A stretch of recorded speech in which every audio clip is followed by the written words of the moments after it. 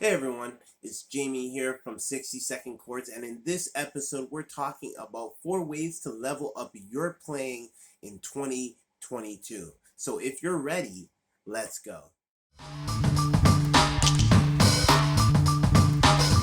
In 2022, it's been very difficult for many gospel musicians, whether you play piano, keys, organ, drums, guitar, sax, strings, and a whole wide variety of other instruments. It's been very difficult for a lot of people. And we're talking about 4 ways that you can level up your playing. This applies to almost every instrument, and the concepts are really the same whether you play any of the following instruments that I mentioned above.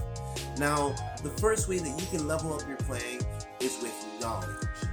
Knowledge is the key to getting you paid. Knowledge is the key to getting you more calls. Knowledge is the key to get you more experience. Knowledge is the key to everything when it comes to a musician. In your little suitcase as a musician, you need to have knowledge. You need to have knowledge of knowing sound design. What sounds work with what? Knowledge of your keyboard. What types of keyboards are out there? Is it the MODX series? Is it the Motif series? is it the Chord Kronos series? Is it the Nord Piano 5 or the Nord Stage 5? Knowing these things when it comes to your instrument and knowing how to navigate this is going to be very vital for you to level up your playing.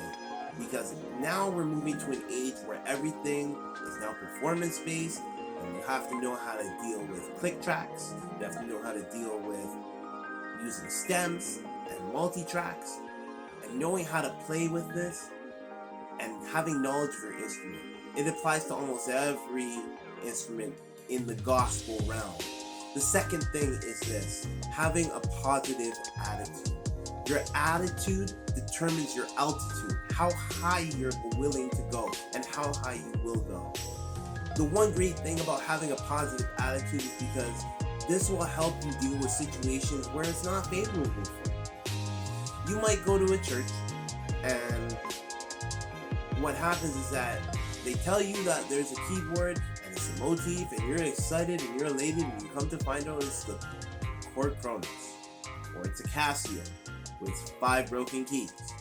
And you have to play that because service is starting in 30 minutes and you're there early and you have to deal with it.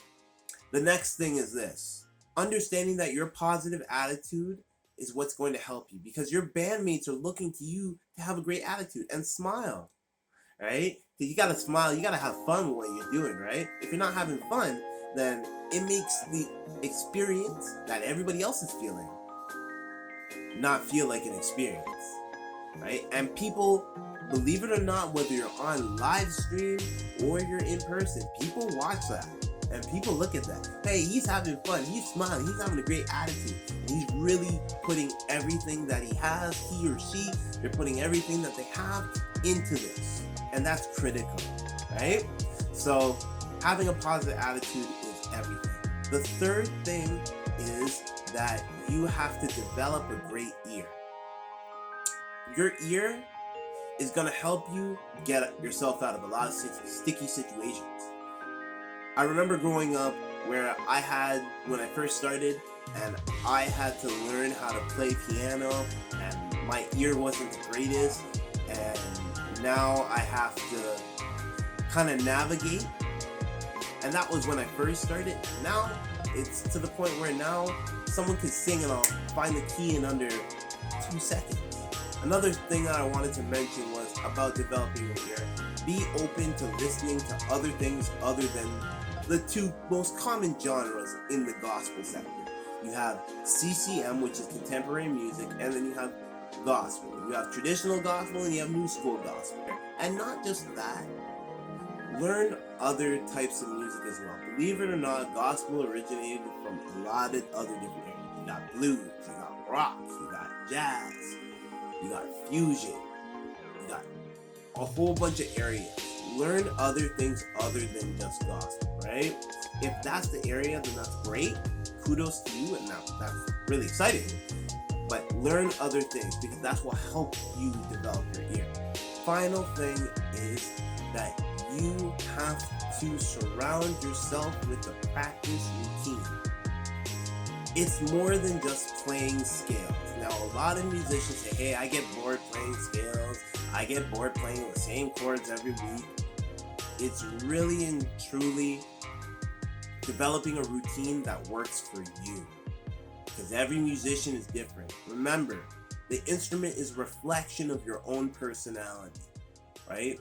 So it tells the story of you while you're playing. To the average audience, they don't know that. But to you, it's different because you're invested in it. And your routine will determine where you want to go.